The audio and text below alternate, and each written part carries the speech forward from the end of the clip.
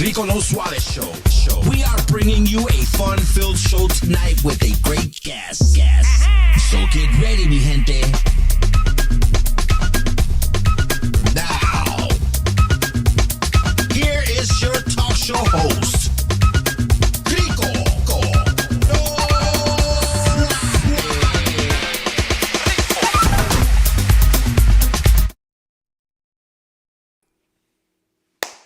You know we here. You know we back, everybody.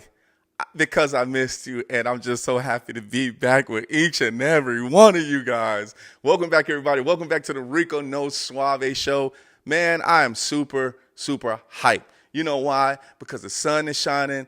You know, the birds already been chirping, right? And, you know, it's been a good day. It's been a good day, and it's always a good day with each and every one of you guys here as far as here on the Rico No Suave Show, man. Hey, don't forget, if you're saying hello, make sure if you're saying it from the TV, hello. If you're online with us, just make sure you go ahead and chat it out, you know, just say hello, Rico No Suave, and go from there, you know. But we got a fun-filled packed show for you guys today, and I'm super ready for you to get down with us. Don't forget to spread the word about the Rico No Suave Show. We're keeping it going, baby. So normally, you know, we always talk about awareness, and we always talk about, you know, great things that we should be aware of throughout the world. You know, we have national days and things like that. But of course, we have to take the time out to say thank you to the fallen, right? To people that was actually have fallen and has been an icon for us. I'm going to start off with my man, Kyle Busch. And Kyle Busch, I'm a NASCAR. I love NASCAR. But whatever he was battling, whatever he was going through, you know, I do want to say my prayers is out to him and the family, and also to the NASCAR family as well. You know, I watch Kyle Busch Sundays, baby. Sundays, 3 o'clock, sometimes 2:30. I've had a chance to actually even watch him as far as in the qualifying in Las Vegas. And also, he came to Chicago as well. And Kyle Busch was one of those guys, very competitive. And I want to say, you know, he's racing in heaven, but my prayers goes out to him and his family. Thank you so much for great memories as well, too, as far as on that NASCAR track, baby. Kyle Busch, thank you. The next one, everybody, I hate to give you a double dipper, but this is another icon as far as to me and also to the world. And it was my man, Rob Bass.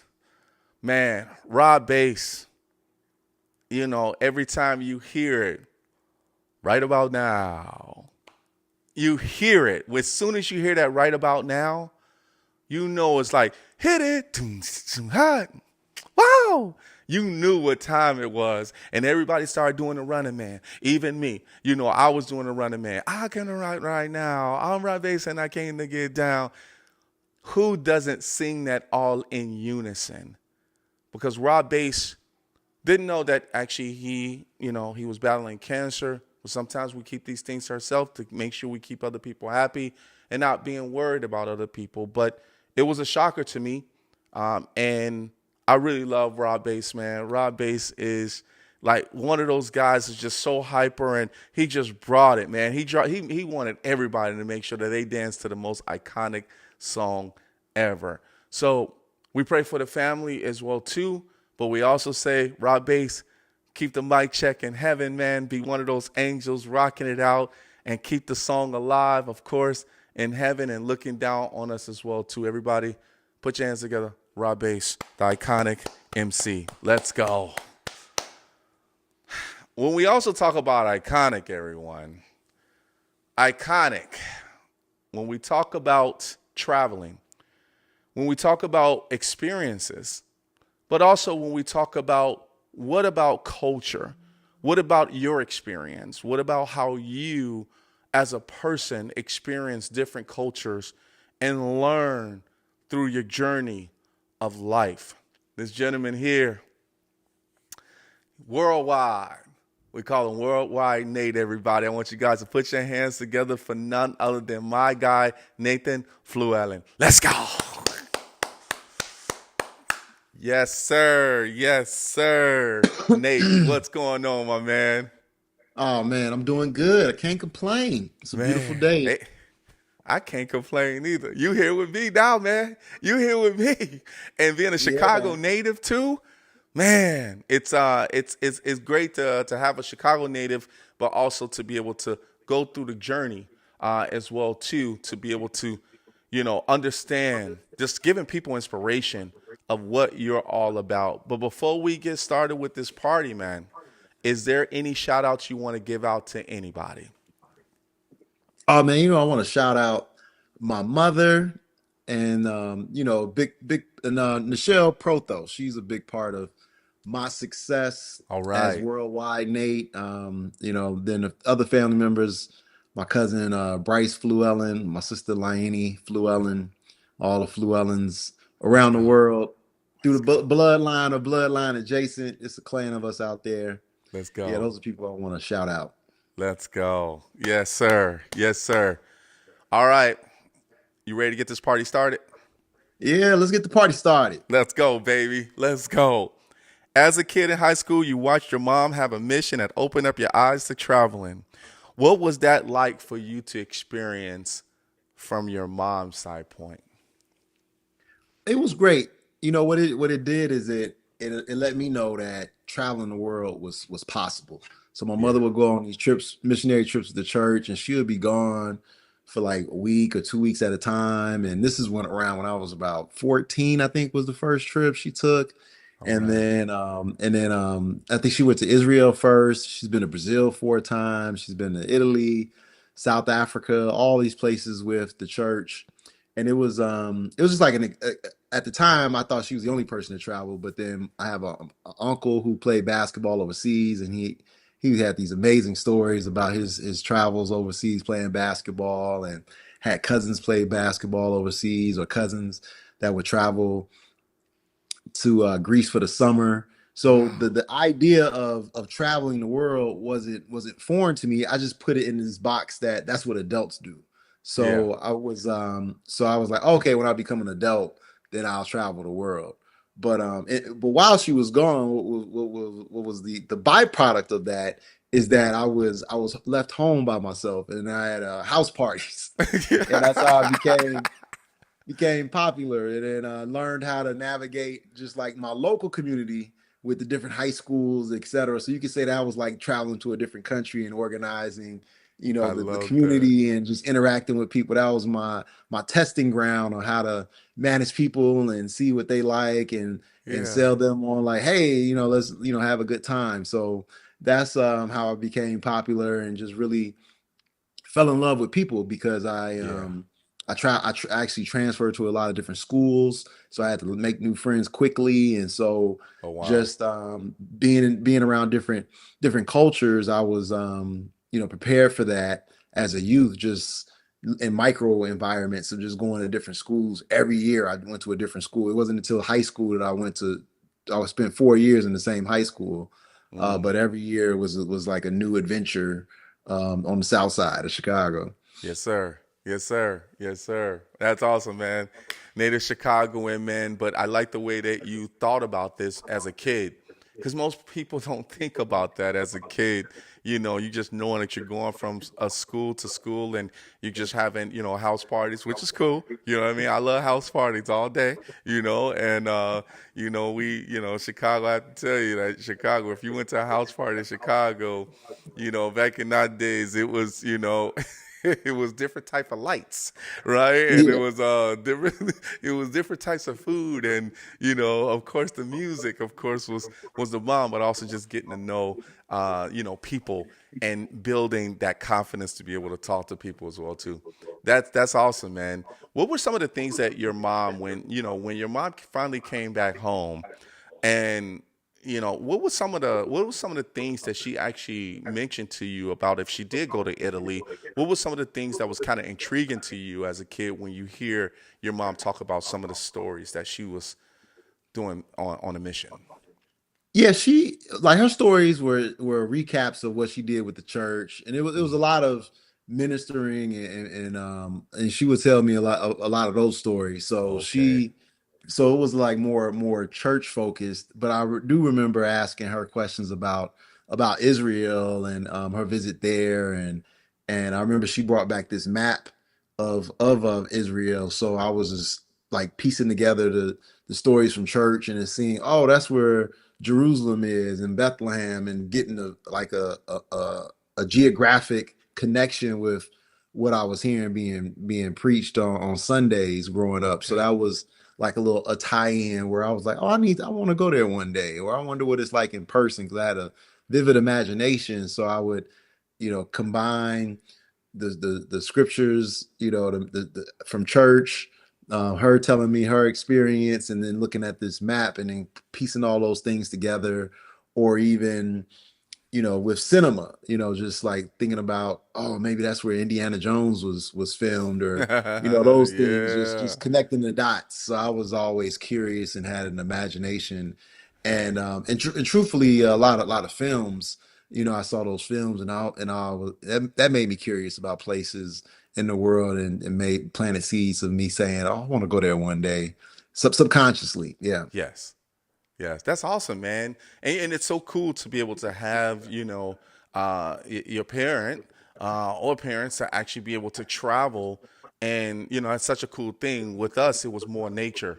We were fishermen. Like my father was like, hey, we're going to go fishing to Iowa. We're going to go to the Mississippi River and we're going to fish. But it was always felt like it was a different world, though.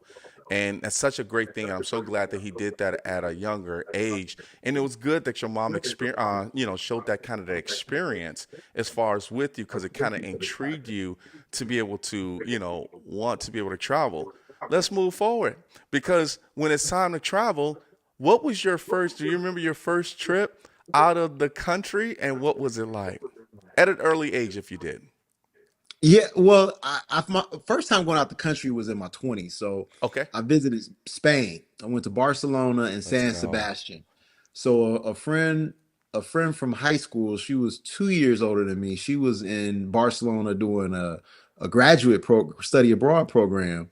And I remember, this was back in the day when you would still write people letters. Yeah, So I remember I wrote her a letter. We communicated with her letter, and then we yeah, spoke on the phone. And she said, "Yeah, if you come over, you can stay, with me." And I was like, "Oh, really?" I was like, "Oh, okay." So that was me, having a budgeting in my mind, because I was like, okay, if I don't have to pay for a place to stay, then I can, ask my mother and sister if they can help me out on the flight. And yeah. so inflation wasn't that bad back in the day. So I think the flight was only like $350, maybe Ooh, $500 max. ooh. And it happened to be around my birthday, so I was able to like pull on that heartstring and be like, oh, it's gonna be my birthday trip. And then, one of my cousins played ball overseas. He was playing in San Sebastian. So I Okay, had looped in, going to San Sebastian, and then getting on the train and going to Barcelona first, and then sure. getting on the train, taking the train to San Sebastian. And Barcelona was great, because that was still in the 90s, maybe late 90s, but not too far removed from the 90s. So I just remembered the Barcelona, the Dream Team, and I was like, oh, I get to go to Yeah, Barcelona. The Dream yeah, Team played here. I was like, oh, Mike. I was like, Michael Jordan was walked the same streets. Just being yeah. a diehard MJ Bulls fan. Yes, So all sir. those things that I look forward to going to Barcelona. And I remember, actually, at the time, I had just graduated from, or maybe I was in my senior year at Tennessee State in Nashville, Tennessee State University. That's where I graduated from. And I was taking Awesome. Spanish classes. So after I Okay, graduated, I wanted to be, that was the language I first pursued to be bilingual, was Spanish. let's And go. so that coincided as well, where I was taking my Spanish classes, and I got a chance to go to Barcelona, go to Spain. I Yeah. learned shortly, that they speak Catalan in a different Uh-huh. region, so it wasn't the same Spanish. But at Okay. the same time, it was cool to feel the confidence, or feel the opportunity that I would have this immersion experience and be able to practice my Spanish, or at least, you just have a continuation of what I was learning in class. So What that did you was, what did you feel? One of the things that I love about what you said about, at least having the confidence to be able to talk to people, because when you were here in Chicago, of course, and when you were building your confidence, being able to talk to different people, but when you go to a different culture or you go to a different country at a young age, what was that experience like that you felt from the people from España that actually was actually talking to you, and were they kind of welcoming? What was the hospitality like when you saw coming from Chicago to Spain? Yeah, I had a great time. It was eye opening because I remember just like for example going out to a club and then meeting. I met some other people from Chicago. I met Nice. some girls from Russia. I met some people from China, and in one spot I was just mesmerized that all these different ethnicities were in the same club, but just kicking it to hip hop because hip hop Let's had a go. chokehold on the world still at that time. And Yeah. I'm just like listening to Jay-Z or whoever was popping at that time, and I'm Yeah. like, wow, this is amazing that where I come from, my culture of hip hop is bringing the world together, and we all in the same room and the same energy on the same accord, just wanting to have a good time. And Let's go. so from the nightlife perspective, that was amazing. From just the everyday out in the streets interacting with the traditional Spaniards, Yeah. it was great as well. Just walking down the street, the Diagonal or the Las Ramblas, or going to like the Gaudi Park and just being a tourist and just taking the subway and reading the signs and see it in English, Spanish, and Catalan, and trying out every type of sangria because every spot has a different flavor. So it's just trying all different sangria and going to the beach. I wanted to do everything. I don't think I slept because I was just so excited to be there, and I knew I had. If it was a week that I was there, I wanted to maximize every hour that I could while I was there. That's awesome, man. That's awesome. That's what I'm talking about. I think that's such a great feeling to be able to have when you go out of, because sometimes people are just segregated. They're actually in their own bubble and they want to stay in their own state, right? Because they're just proud, to be in their own state, and they want to be able to, just be there. But sometimes, once they start seeing other things outside of that, it makes a big difference in regards to knowing that, hey, I want to go back there. I want to go back there soon, because you see a big difference between culture, right? Culture wise, Yeah. but also how other people live. When you were actually so you went to Spain. That, of course, now did that really start your journey in regards to start traveling throughout the world?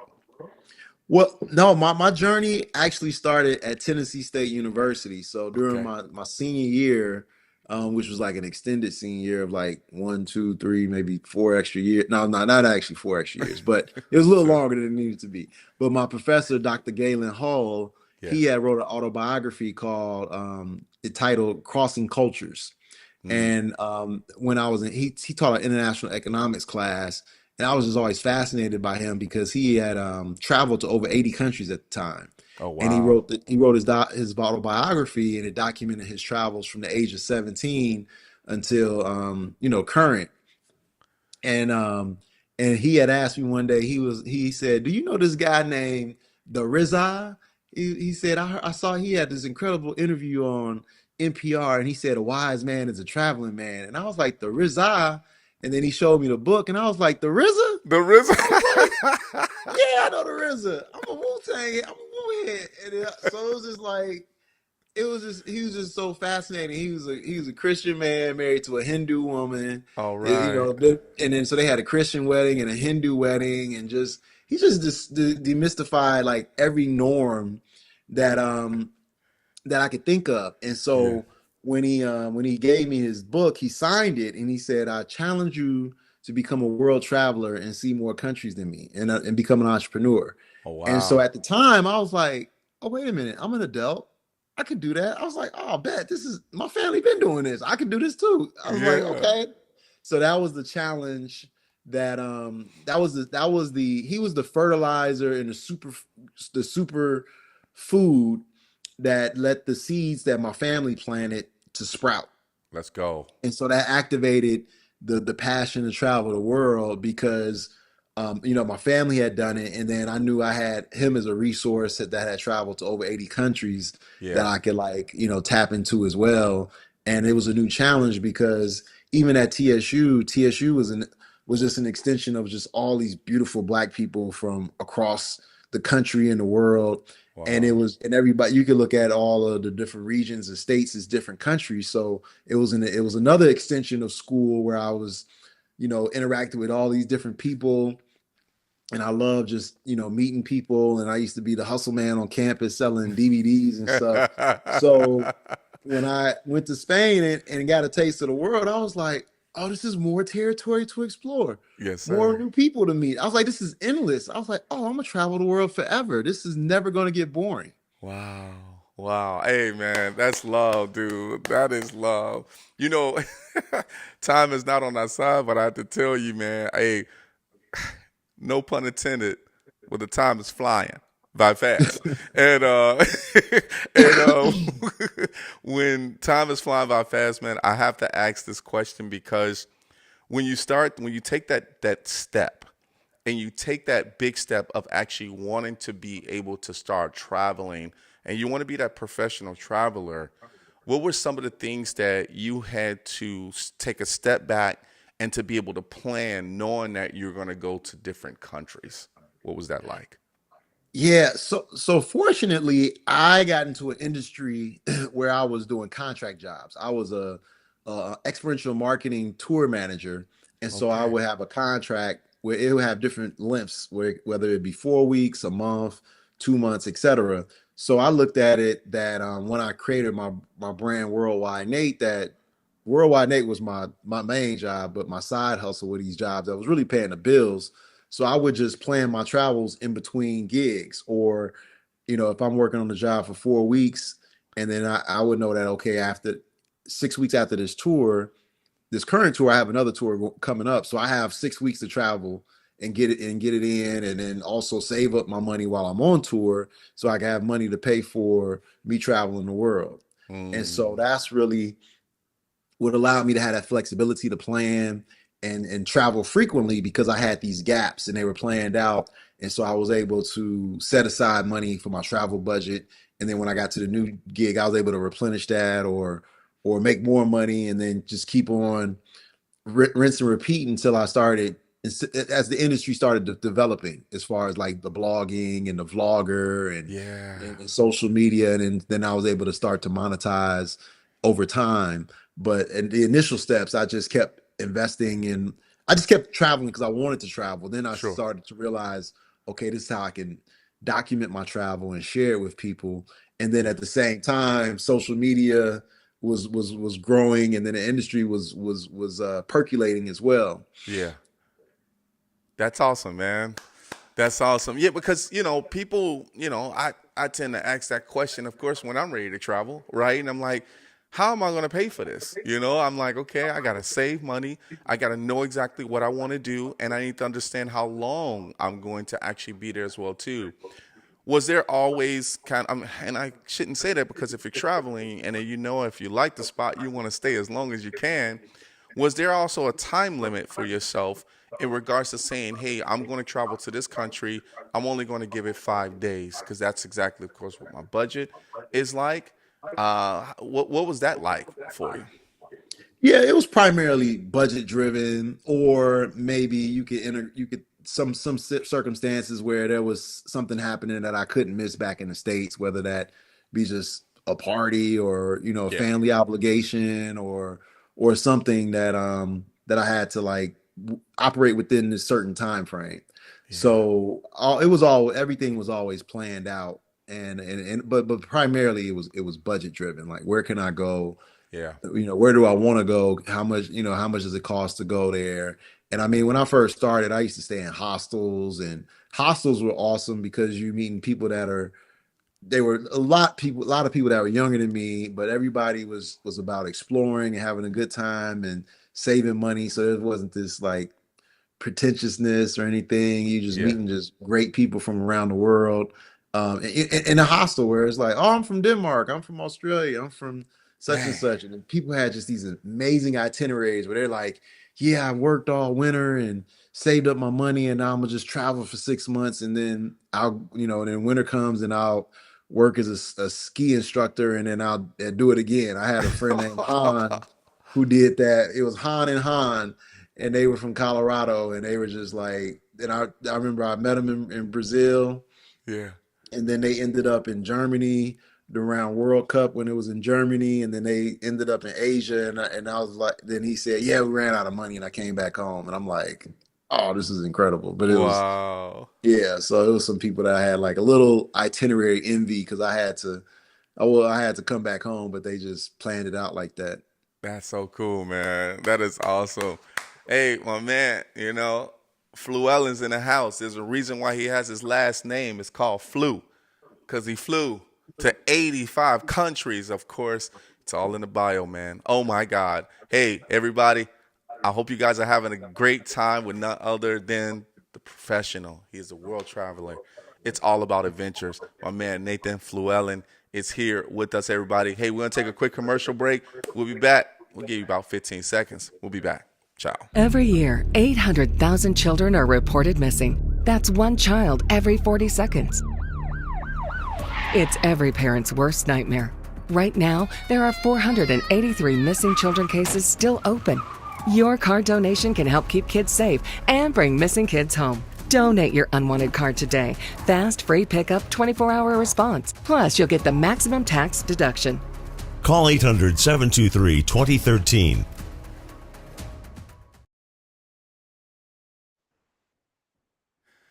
Welcome back, everybody. Welcome back. Your boy Rico No Suave.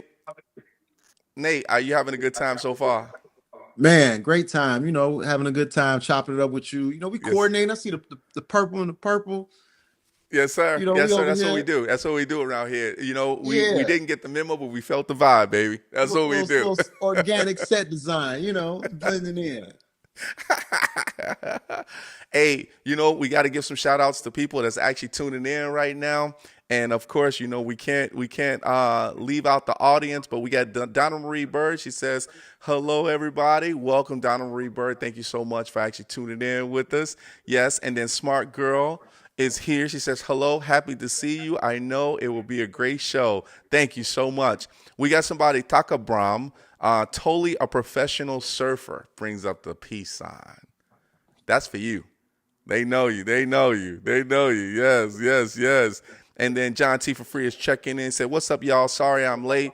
I'm just ready to rock. Let's rock it out, baby. Let's rock it out." Thank you, John T. for free. And of course, we got some questions for you. We do have a question for you.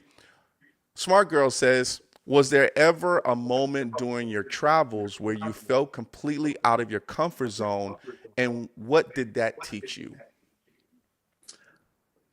There was this one time I was in Brazil in a favela, and I was filming, and then there was a little miscommunication, but we had to, I was filming, and I felt a bump in my back, and I was with a guy, and I turned around, and it was like four guys with like AK-47s and machine guns, and then we had to Ooh, go talk to the boss, and then we cleared it up with the boss. But in those like in that 5 minutes, it was a moment of like nervousness yeah. that I was like, oh, I hope I make it out of this, and I'm gonna have a great cocktail story. But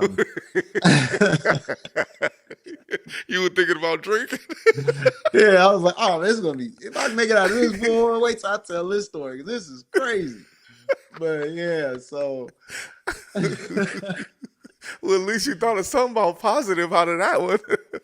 that's all you can do. That's all you can do. It was a little sticky, So, but well, of course, you made it out safe. You're here with us. What was that about? Like, I'm well, it curious. was it was at the time this favela was controlled by the drug dealers. And Okay. so I was with my guide, and I was filming in a public area where he gave me the okay to film. But long story short, the guy that took my camera and went to the boss to tell, he had just moved to this favela. So he was trying to make a name for himself. And so when the Ah, boss saw that where I filmed and saw that the video footage was nothing, he like stood up and then he smiled and told me good luck. And then I looked at the dude that took my camera, and he had lowered his head in shame. And then my guy told me afterwards that he had just moved there, so he was, just being extra. And then we went off and had a great time experiencing the favela. Okay. But I have a little and that was at the beginning of the tour. So Oh wow. that was, yeah. So it's interesting. But that's the thing, is that the adventure is in the misadventure. And Yeah. now I would say that is that when things don't go right, is I always take a moment to think and be like, what is God trying to show me in this moment? Because this is not going right, and there's nothing I can do about it, no matter what. So you just got to sit there and just Ooh, do some yoga breaths and pout and just keep your wow. cool and not look flustered. And then after a while, then it's like, okay, that wasn't that bad. Yeah. Okay, now I know what to do. Okay, Yeah. what are my options? How do I pivot? So it's like those are the takeaways right there. Wow, man. Great story, though. I mean, great story of being able to pray and know that you can get something to drink afterwards is is is a good thing.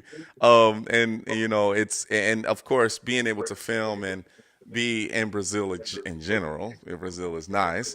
That is an awesome, awesome adventure, and definitely a cocktail story to talk about. So thank you, and I hope that explains everything for you, smart girl.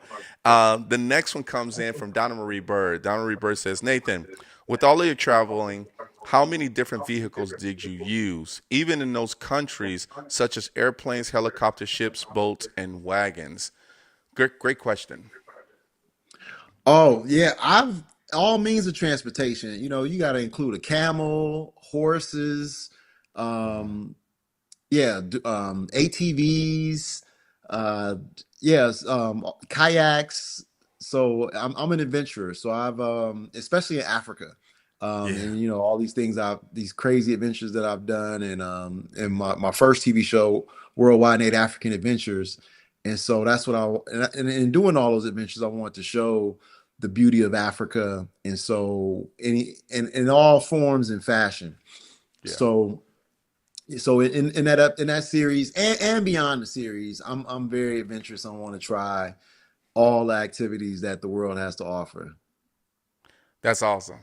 That's awesome, man. That's awesome because some countries only have certain vehicles, and there are animals, and some you do have wagons, that Yeah, you do actually have to travel in, and then sometimes you might be on a bike, a motorcycle, on the back, of a yeah, motorcycle. I mean, being able to travel for transportation, and I think that can just be their taxi cabs, and that's super cool because you feel, that environment. That's part of the environment itself. So that's awesome, man. That's awesome.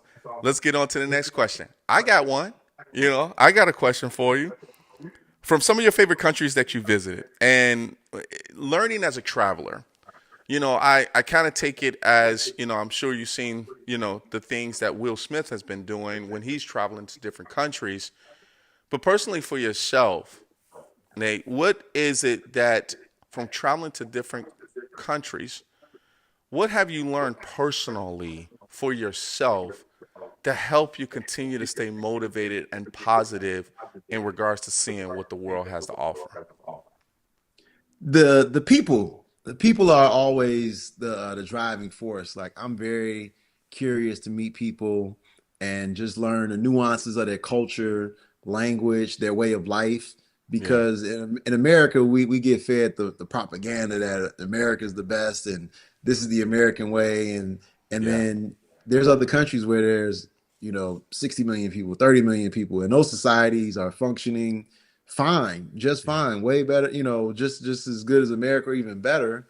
And it's just difference of things. So what it does is that I take from those things, whether I incorporated them into my life or just observed them, or even when something doesn't go right in the States, then I have more temperance and more patience with people, because I know that in another country, these people don't have, some people, I've been to villages where they don't even have running water in their house. They got to go yes, down to the sir. middle of the block in the shanty town and pump water from a well.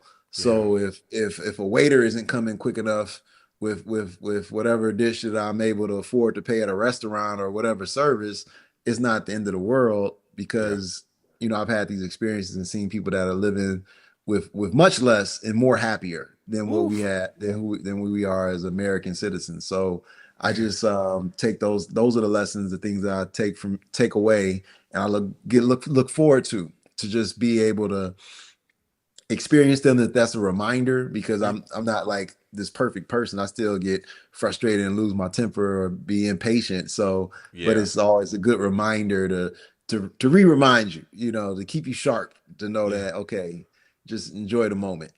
I love that, man. Coming from, let's say, you kind of hit it in a way where there's a village and they don't have that much running water, or the electricity goes out at a certain part of the night, right? Because you know that just is that's like the curfew in a way of, okay, it's time to go to bed, or we don't have what you would have in certain areas within that country to be able to continuously run 24/7. When you leave that country and you know you've been in the midst of that, and when you come home, how do you feel when you come back to the States knowing that you left that village and you know exactly how they live?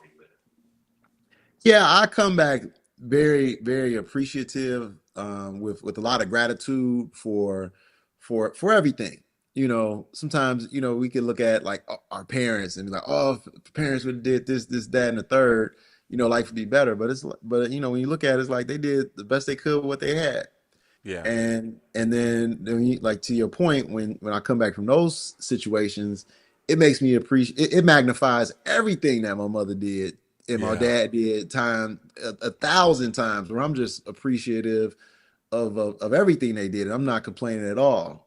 Yeah. And so those that's how I take those experiences and examine, put the mirror up to my life, and then that allows me to have gratitude and appreciate the people that have poured into me. Yeah. I like that, man, because that makes you know what it does? It makes us stay humble. I had that experience in Costa Rica, in Santa Ana, where, you Mm. know, they didn't have as great of electricity because they were kind of in the mountains area, but Hmm. they wasn't as fortunate as what we were, right? And when I came back home from Costa Rica, it was kind of like, man, I kind of want to go back. You know what I mean? Like, to be able to help them, right? And Hmm. it makes you feel very humble. Like, I really have it fortunate here.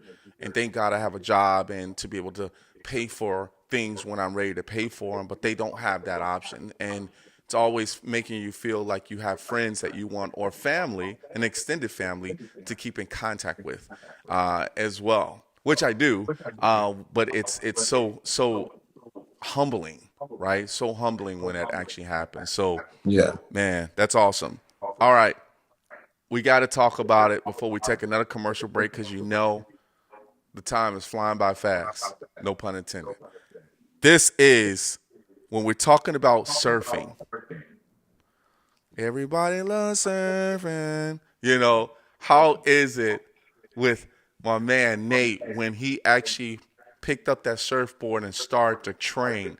What was that process like for you, knowing that you're about to get to that ocean and make things happen?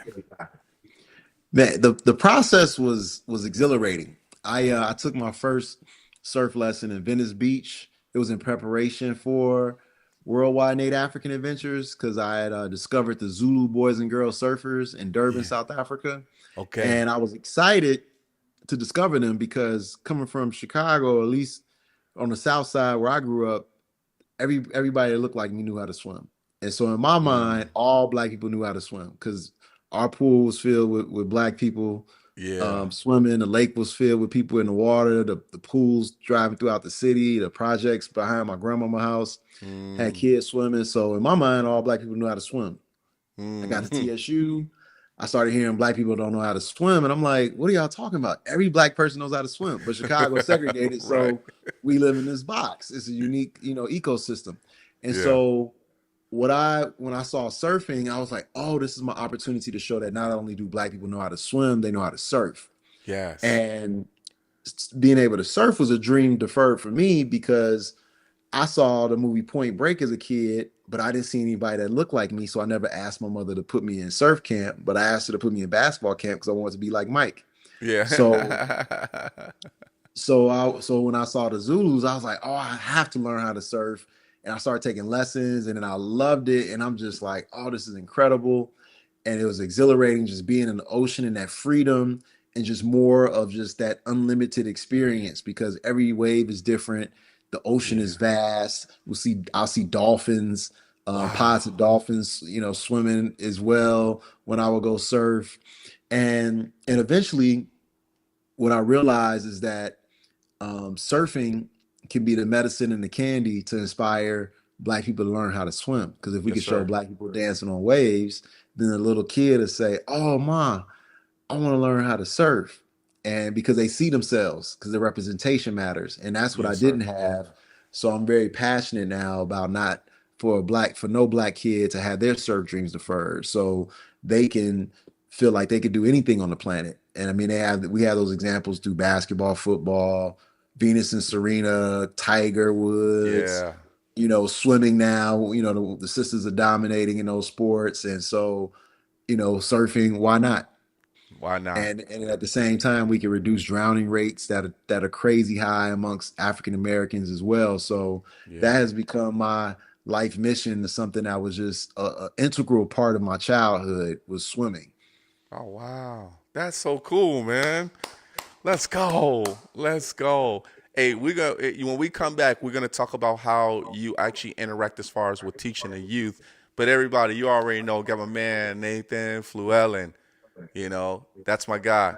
Hey, I know him now, so I can at least try to get some souvenirs. When he come back, to Chicago. Everybody, take it easy. We're gonna be back. We got a commercial break. 15 seconds. We'll be right back. Let's Feeling go. sluggish? Struggling with stubborn weight and visceral fat? It's time to reset with Fupa Water. Packed with powerhouse ingredients like spirulina, turmeric, and aloe vera, Fupa Water is your daily detox and hydration boost all in one. Flush out toxins, energize your body, and say goodbye to that stubborn belly fat. Ready to feel lighter and stronger? Get yours today at fupawater.com. And for a limited time, use code RNSS for the Rico No Suave show and get an additional 10% off. Welcome back. I told you it wasn't going to be that long, and I know you guys missed it for 15 seconds, but it's okay. Welcome back, everybody. All right. My man, Nathan, tell me about the process of the gift that you give these kids when teaching them on how to surf. What is that like for you? It's an amazing feeling. It's like paying it forward because somebody was patient with me, and I actually take enjoy teaching people how to surf. And so I Yeah. had an opportunity to do that with an organization called Black Surfers Collective. They're Mm. based in LA, ran by Greg and Marie. And so they every in Juneteenth, or the first week of June actually, every year they host a Nick Gabaldon Day at Santa Monica at the Inkwell Beach. And Nick Gabaldon, he was the first documented Black and Hispanic surfer in California. Okay. To honor him, and throughout the summer they have Pan African Beach Days. So I love to show up and volunteer and support their efforts to bring inner city kids and introduce them to the water and surfing. And it Yeah. aligns with my goal of touching the youth to be able to give them access to the water at a young age so they can continue to pursue their aquatic adventures, to become stronger swimmers, and hopefully come back to the beach on a regular basis and continue to learn how to surf and just enjoy the ocean. Let's go. It got to be psychological too, because they say, "Hey, I want to do it." It's like anything. Like you say, "Oh yeah, you know what? I want to jump out of a plane," but when you get up, there's a different story. Let me get Yeah. out of here.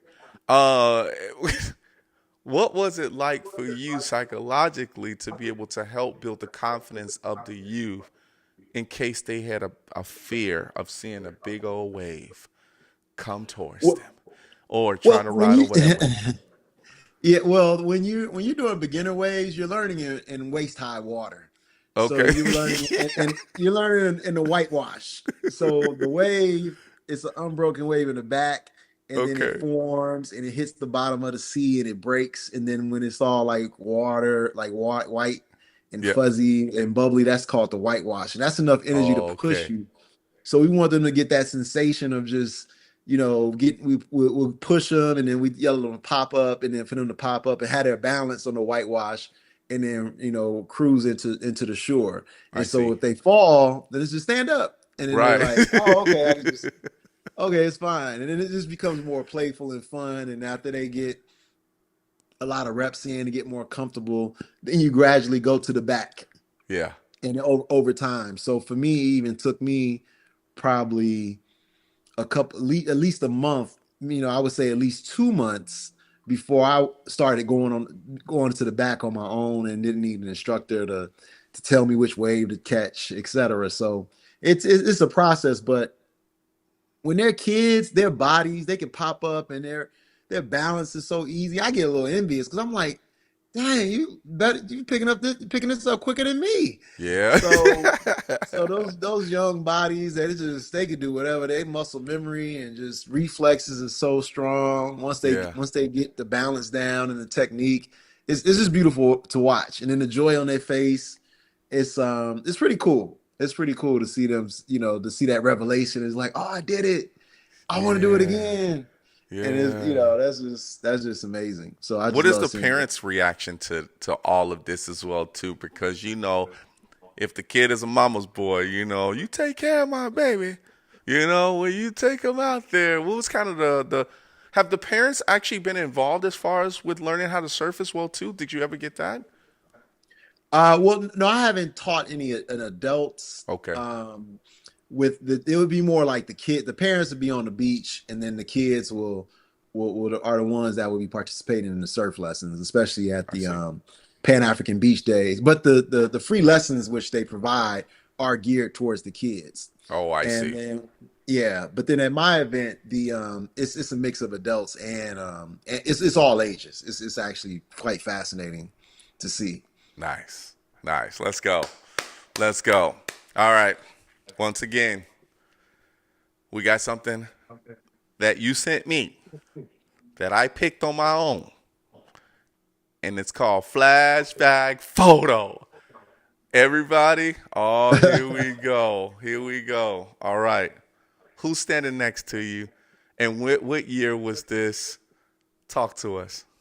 That is my right hand man. That's my cousin Ryan. We are 6 months apart in age. Uh huh. So I'm older by like 6 months. I was born in March, him in August. Oh, it's 5 months. Let me get my math together.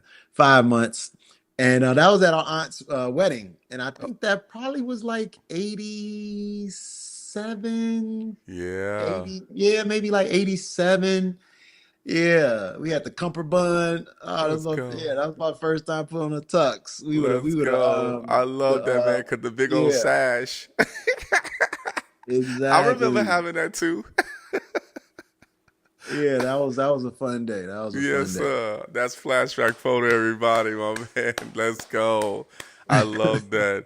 All right. So, because there's so many other things that we want to go through, and we got a few more minutes on the show.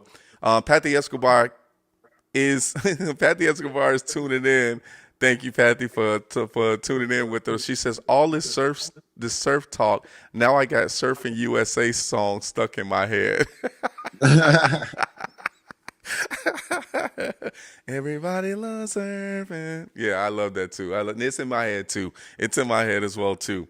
So, of course, we got some photos, of course, that we want to go through of kind of your journey, right? And if you just give a brief description, yes, I'm so glad my producer put that first one up because that's the first one I was thinking about. Talk to us about this real quick. This is in the Democratic Republic of Congo, close to the city called Goma on the eastern side of the country, and that's the Nyiragongo volcano in the Virunga National Park. And Okay. so that is the world's largest lava lake in Africa. There's only five in the world. There's two in Africa, that one, and then another one in Ethiopia. And I think Nice. there's one in Chile, and I don't know where the other two are. But that was a very challenging hike. It took 5 hours to hike up. Had to hike through a rainstorm, and we got to the Wow. top. Had dinner, and then spent the night, and then woke up, had breakfast, and I had Folgers in my cup, watching a lava lake explode. Wow. Are you serious? Yes, Wow. yeah, drinking coffee, looking at that view. Wow. Yeah, That's crazy. You was drinking coffee while looking at that. That's hot. That's hot, man. I mean, yeah. literally. That's awesome. All right, let's go to the next one. Okay. Who is this? Oh, I forget how to pronounce his name, but this guy, he was just he was an angel. He was a little angel. And we were in Lesotho. Lesotho is one of the three countries that sit in another country. So it sits inside of South Africa. It's 3,000 meters above sea level, so it's called the Kingdom in the Sky, All and it's right. one of two places in Africa that gets snow. So I went ice climbing. You can go ice climbing up there. They have some slopes so you can snowboard and ski Yeah. during the winter. Uh-huh. And another fun fact is that the in Black Panther, the border tribe with the Yeah. blankets that they wore, Uh-huh. that's the traditional guard from Lesotho. Oh, And so wow. that's where that design originates. That's the actual cultural cultural thing of Lesotho. They have these different color Lesotho blankets. Nice. Yeah. Wow. All right, let's go to the next one. Yeehaw.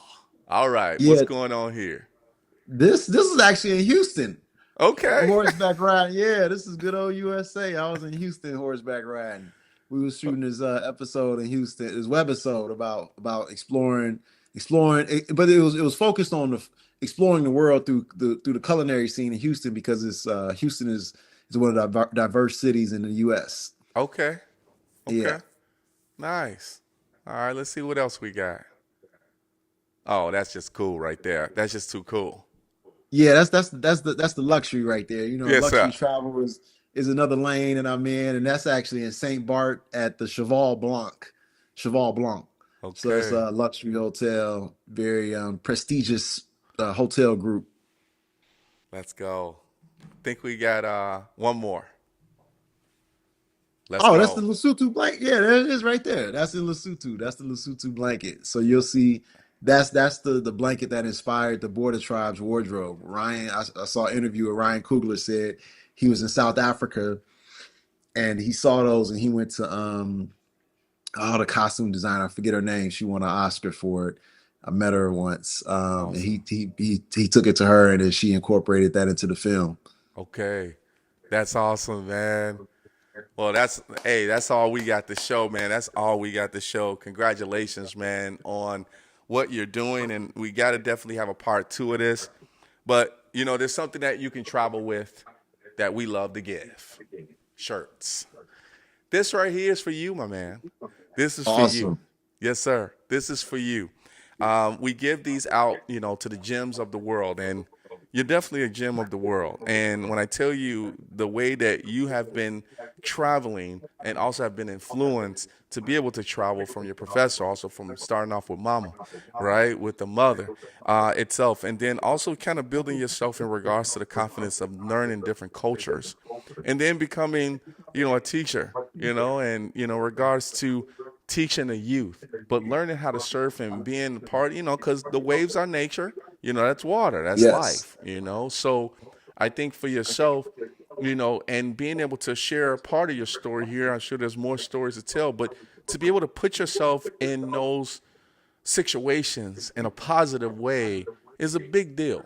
I think it's a really big deal for you in your life, and it also inspires other people in regards to what they want to do by following your footsteps as well. So this is awesome. So welcome to the family.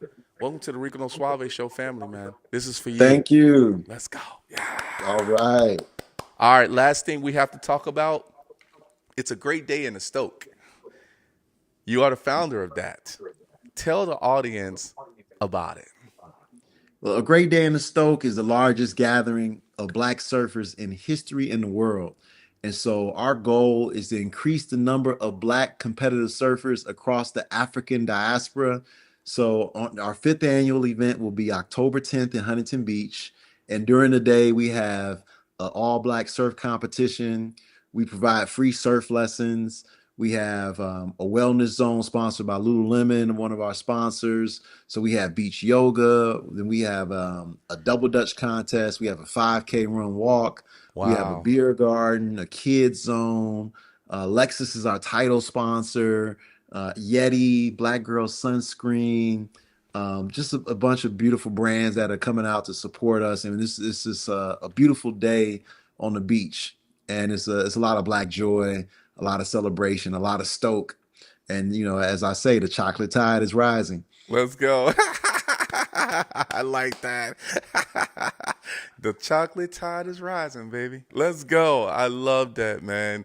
Hey, man, I appreciate you being on the show today, man. I hope you had a good time, man. And, I got to send you the shirt, but I don't know what country you're going to be in next. So you got to tell me what country you're gonna be in so I can send it to you so you can show off the Rico No Suave show shirt. But congratulations on everything, man. From the bottom of my heart and for the crew here and everybody that's watching, man, we pray for always safe travels as far as whatever that you're doing, continuing to do positive things for the youth, but also for the world. Continue to inspire, my man, because you definitely are a gem of the world. That's definitely for sure.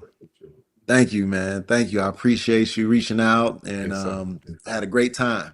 Yes, and we got to show them your social media because we want them to support you as well too. So the first one is, of course, Worldwide Nate on Facebook, everybody. So make sure you go to Facebook. Go ahead and check out my man there. Go ahead and follow. Send him a message. Say you saw him on Rico No Suave show. Here's when you see Nice. some videos. Worldwide Nate on YouTube. Let's go. Make sure you subscribe to his channel. Blow it up, everybody. Here's the next one. Oh yeah, Instagram at Worldwide Nate. I follow him. Y'all gotta follow him too, right? We're friends on that. We're followers. Let's go. Here's the next one. TikTok. You know Yeah. about it. Worldwide Nate, everybody. A lot of people, a lot of viewers. Let's go. I think we got one more. It is the website, everybody. This is where it matters too.